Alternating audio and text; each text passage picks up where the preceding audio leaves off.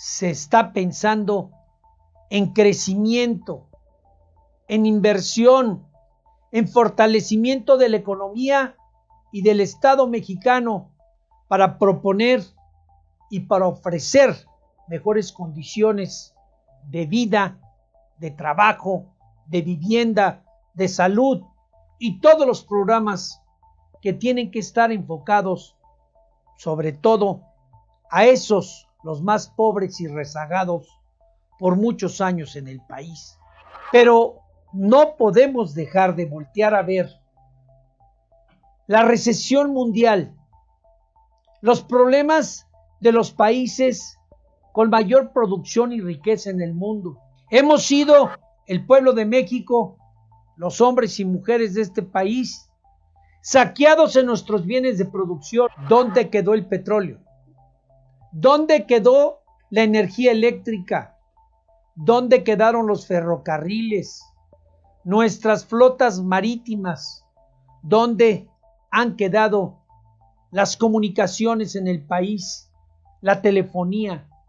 Todo en manos de particulares, en mecanismos privatizadores, y hemos dejado de ser los propietarios y dueños de nuestros bienes de producción. Estamos frente a una recesión, frente a un problema globalizado, con mucha fortaleza y con buenas intenciones, pero con pocos instrumentos y voluntades para salir del gran problema. México se enfrentará en los próximos meses a un problema grave y que va a ser y se va a sentir y se reflejará en los bolsillos, en el poder adquisitivo y en las economías de todos los hogares en el país.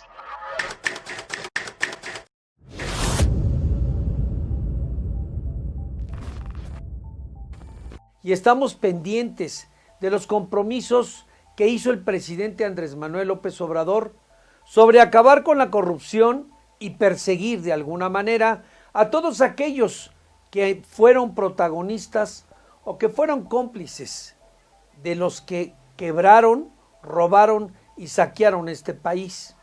Recientemente fue detenida la esposa del cerdo exgobernador de Veracruz, aquel cínico que saqueó al Estado y que además tuvo complicidad con el gobierno del degenerado de Peña Nieto y todo el grupo de exgobernadores, por cierto, 26 de ellos que siguen en una investigación profunda. Pero ya está detenida la esposa de este exgobernador cerdo de Javier Duarte, aquella que vimos en imágenes en una ciudad de Inglaterra, del Reino Unido, gozando, disfrutando del botín que le saquearon al pueblo de Veracruz y al pueblo de México. Karime Macías ya está bajo el resguardo de la autoridad mexicana y vaya que tendrá que decir mucho de lo que hizo ese cerdo de su esposo Javier Duarte y de todas las fechorías que se le conocen y a la que se les involucra exesposas o esposas de estos delincuentes gobernadorcillos de quinta.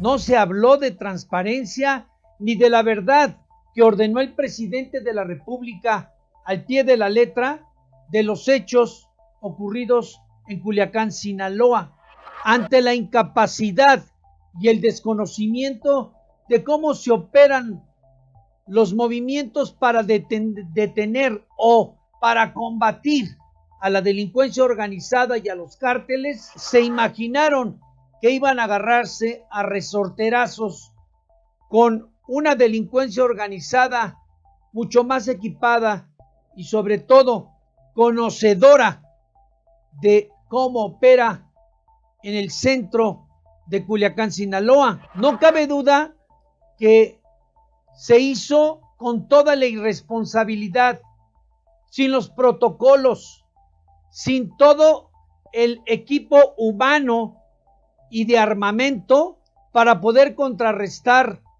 a un cártel que representa, discúlpeme usted, toda una infraestructura, no solo de Culiacán, sino de todos los municipios en el estado de Sinaloa.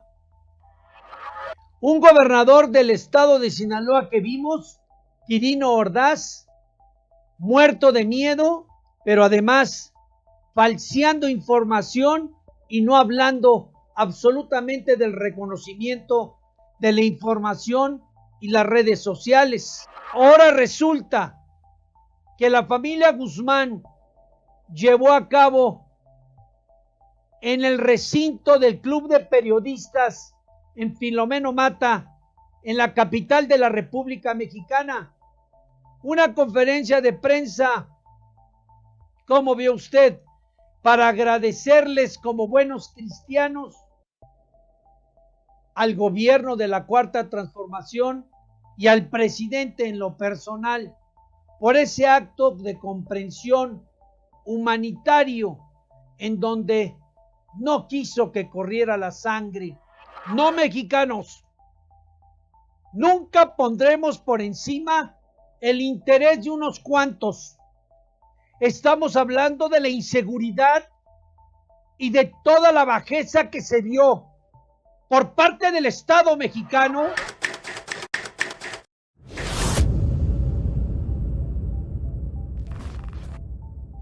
Pero tenemos que entender que estamos recibiendo en México y hay que aceptarlo. Esto no es porque estemos en contra de nadie, mexicano. Estamos asilando a un dictador. No lo podrá usted negar. Evo Morales, en Bolivia, 13 años llegando en un movimiento revolucionario, democrático, y que se convirtió en un dictador. ¿O acaso no es ser dictador prevalecer en el mando y no darle oportunidad a otras fuerzas? Es importante que sepamos es que las condiciones en que se vivió la llegada de Evo Morales a México fue violando todos los acuerdos internacionales de tránsito por el desconocimiento de un oficioso canciller. Vimos a un canciller mexicano, Marcelo Ebrard Casaubon, que abrazó y que hasta le hizo un gesto de afecto y de cariño a Evo Morales. Hipócritas. Él y muchos de los que están al lado del presidente López Obrador. Porque Andrés Manuel López Obrador de corazón protege y de corazón recibe a los indígenas, a los de los pueblos originarios y a cualquier representativo de Centro y Sudamérica.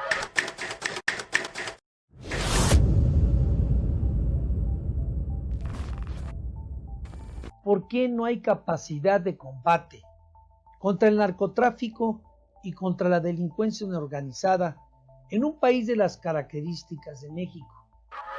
No podemos negar que somos un país, por encima de quien lo niegue, somos un país de gobiernos narcos, de presidentes vinculados con la actividad o con la protección de quienes se dedican a la gran industria del siglo XX y hoy del siglo XXI. Nadie quiere tocar en México este tema tan complejo.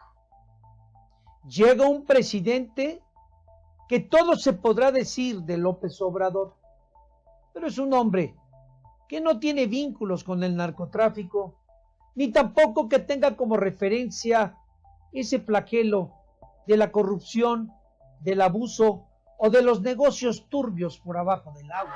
Pero cuando hay un gobierno como el de un líder como López Obrador, rodeado de sus colaboradores que son narcotraficantes, y si no, que se han dedicado a la actividad de producción, venta o siembra, no.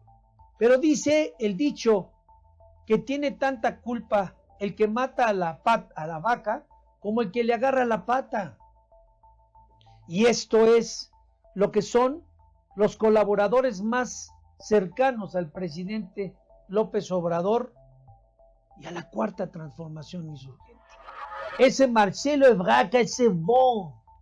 Sí, el Maximiliano de la Cuarta Transformación, Ricardo Monreal, Mario Delgado, y vaya, créame usted, un listón que de veras es para dar vergüenza.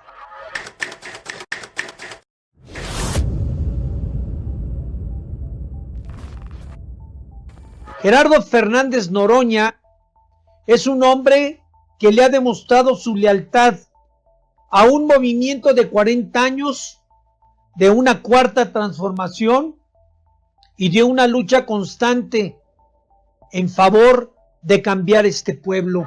Se podrán decir muchas cosas de Gerardo Fernández Noroña, se podrán descalificar otras, pero jamás a ese camarada, compañero y amigo se le podrá negar su lealtad, su amor a México, el enorme cariño y admiración al que hoy lidera este gran movimiento en el país de la Cuarta Transformación Insurgente. Gerardo Fernández Noroña ha sido víctima de estas redes sociales, del fanatismo y de no entender que esta es una transformación donde todos los mexicanos tenemos el derecho de expresar nuestras ideas y nuestras inconformidades. Todos aquellos que han descalificado a este gran mexicano, a este legislador, a este compañero de lucha, a este hombre que su único pecado, que lo único que ha hecho mal, dicen muchos, es ir en contra del poderoso, del rico, del injusto y del abusivo.